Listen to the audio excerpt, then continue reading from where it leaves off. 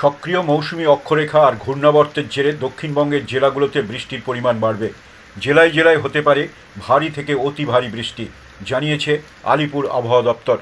উত্তর ওড়িশার উপরে থাকা একটি ঘূর্ণাবর্ত বৃহস্পতিবার গাঙ্গেয় পশ্চিমবঙ্গের দিকে সরে এসেছে। অন্যদিকে আসানসোল কলকাতার ওপর দিয়ে বঙ্গোপসাগর পর্যন্ত বিস্তৃত রয়েছে মৌসুমি অক্ষরেখা। বঙ্গোপসাগরে আরও একটি ঘূর্ণাবর্ত তৈরি হয়েছে, তবে সেটি নিম্নচাপে পরিণত হওয়ার সম্ভাবনা কম বলে জানিয়েছে আলিপুর আবহাওয়া দপ্তর। এসবের ফলে দক্ষিণবঙ্গে বৃষ্টি চলবে। শনিবার বাঁকুড়া, বর্ধমান, পুরুলিয়া, ঝাড়গ্রাম, পশ্চিম মেদিনীপুর, দক্ষিণ চব্বিশ পরগনা, হুগলি, নদিয়ায় ভারী থেকে অতি ভারী বৃষ্টির সতর্কতা জারি করা হয়েছে। বাকি জেলাগুলোতে ভারী বৃষ্টির সম্ভাবনা রয়েছে।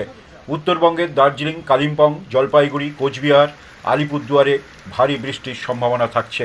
আজ শনিবার 5 জুলাই কলকাতা সহ পার্শ্ববর্তী অঞ্চলের তাপমাত্রা সর্বোচ্চ 30 ডিগ্রি সেলসিয়াস এবং সর্বনিম্ন 26 ডিগ্রি সেলসিয়াসের আশেপাশে থাকবে।